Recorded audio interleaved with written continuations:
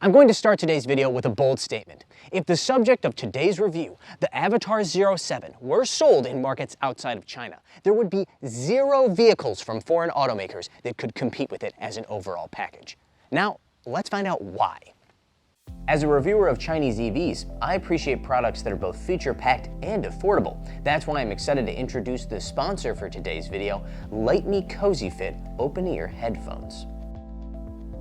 The Cozy Fit's open-ear design differs from a traditional in-ear headphone because it rests against the ear and doesn't block out the world around you. My commute to work includes a 20-minute bike ride, and thanks to the Cozy Fit's open-ear design, I can enjoy high-quality audio while still maintaining situational awareness. After all, I enjoy driving and reviewing cars, not getting hit by them. At just 6.7 grams per earbud, the Light Me Cozy Fit is the lightest open-ear headphone on the market. Add to that an ultra-fine memory steel wire construction, an IPX5 rating for water and dust resistance, and up to 8 hours of use on a single charge, and you have a pair of headphones that are ready for just about anything. I've been wearing mine to work out, and I've found them both comfortable and secure. Best of all, they're way more affordable than you would expect. Click the link below now to get your own pair of Light Me Cozy Fit headphones. Welcome to Wheels Boy, where we cover the newest, coolest, and wildest vehicles from the Chinese car market. Be sure to like, subscribe, and hit the bell.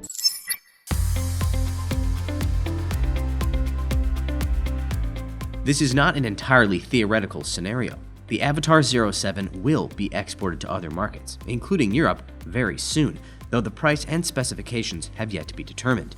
Here in China, it costs around $30,000 to $40,000 US, and while it will certainly cost more in other markets, even if you increase it by 50%, I'd still argue that it will be extremely competitive.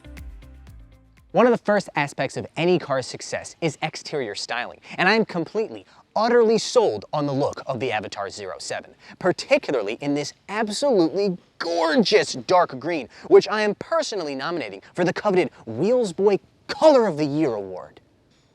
Design, however, is subjective, and I understand if the Avatr 07 isn't your cup of tea. What I think must be acknowledged, however, is the fact that it is a unique design language.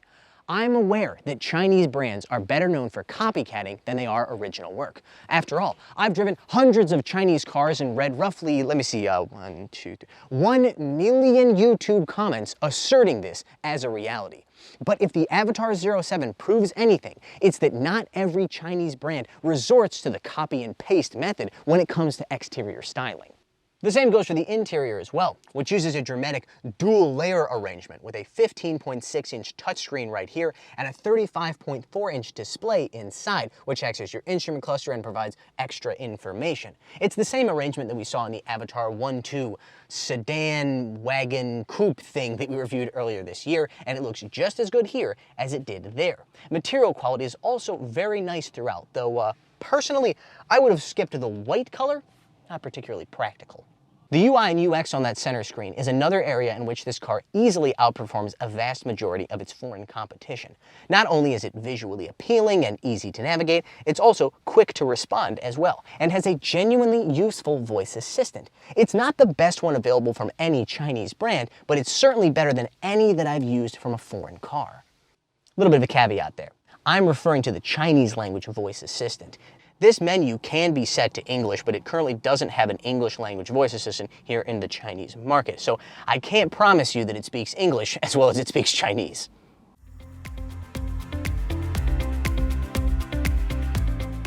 The attention to detail can be seen throughout the cabin, such as the area where the door meets the side of the dashboard. In most cars, it's undecorated plastic, but not so on the Avatr 07.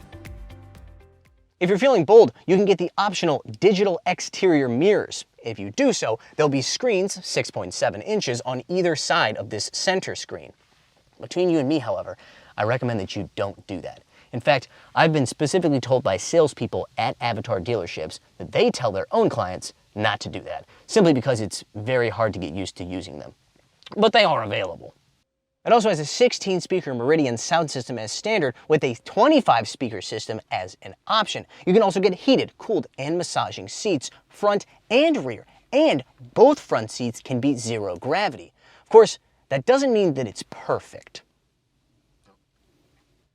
Take the steering wheel, for example. As you may have noticed already, it's a squeal, a square wheel, which makes it, frankly, hard to use and, in my opinion, not particularly attractive either. It's necessitated, however, by the design of this interior, because you've got this long, thin screen up here. If you had a round wheel, it would very likely block a lot of the information on your instrument cluster. Another questionable ergonomic choice is the emergency release for the electrically operated front doors. It's difficult to find in the best of circumstances, but could be nearly impossible in a real emergency. I think most people would just climb into the back seat and open that using its much more easily located emergency release. Material quality and finishing here in the back seats is just as good as it is in the front, and the seats themselves are very comfortable. Nice long seat bottoms, as well as a comfortable and supportive seat back.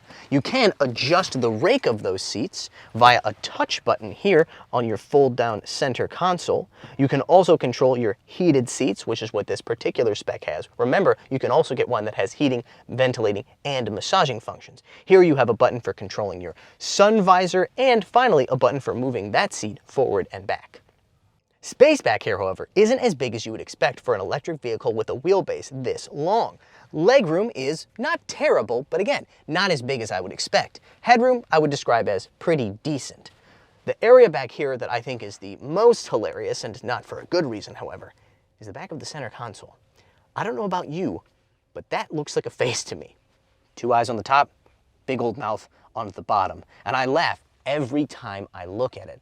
And not for a good reason, because I think it looks pretty ridiculous. Undoubtedly, the strangest bit of design in this entire car, however, can be found in the rear cargo area. This parcel shelf has a two-tier design, meaning I could take this and slide it down so that it would be lower, making this area deeper. However, if I want it to be up in this raised position, I have to put in these weird folding Velcro block things. Note that there are other cars with this dual-layer partial shelf design, but they do not require stupid, heavy plastic blocks that take up a lot of space and, frankly, seem to have no other useful function. This is a rear-motor EV version of the 07, making 252 kilowatts and 365 newton-meters of torque, allowing it to reach 100 kilometers an hour in 6.3 seconds. Its 82 kilowatt-hour LFP battery pack has an official CLTC range of 650 kilometers, and its 800-volt charging architecture can juice that battery from 30 to 80% in 15 minutes. Those numbers alone would make this car very competitive in foreign markets, but the 07 also has another trick up its sleeve. No, it's not the dual-motor version, which can get to 100 kilometers per hour in just 3.9 seconds. It's actually the fact that this thing comes as both a pure EV and an EREV.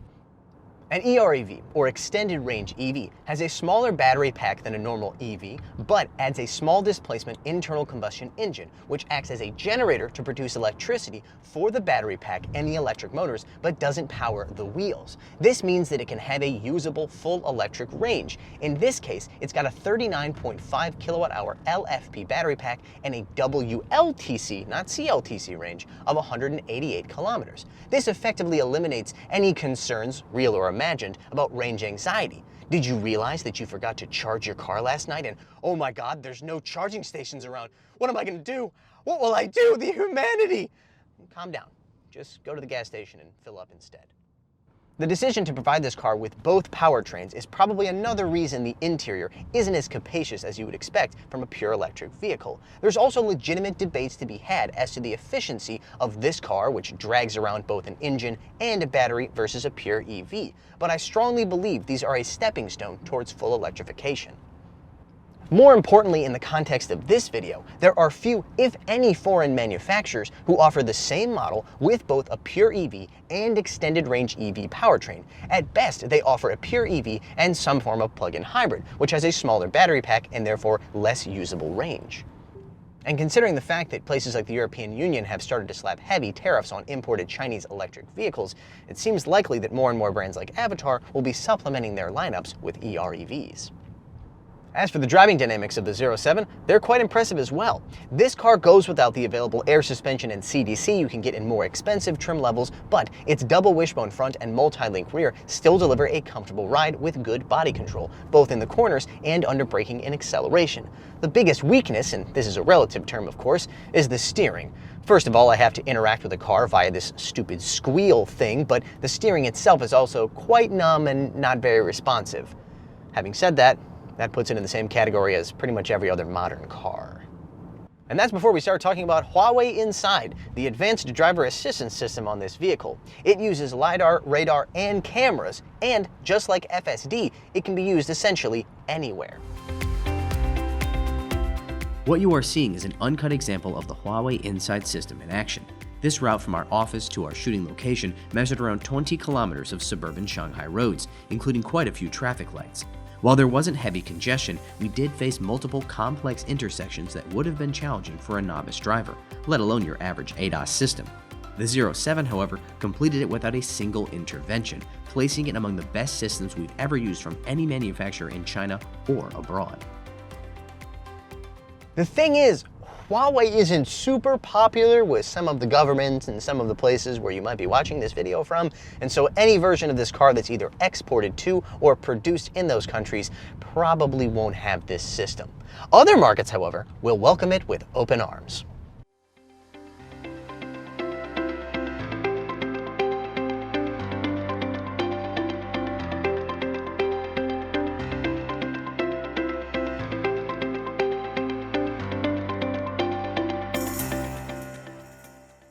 Even if you exclude the Huawei driver assistance system, however, I'm still prepared to make the case, and I think it's a good one, that the 07's combination of comfort, style, technology, and flexible powertrain options means that it is essentially without peer when it comes to cars from non-Chinese manufacturers. What should be even more alarming, however, is that this is just the tip of the iceberg.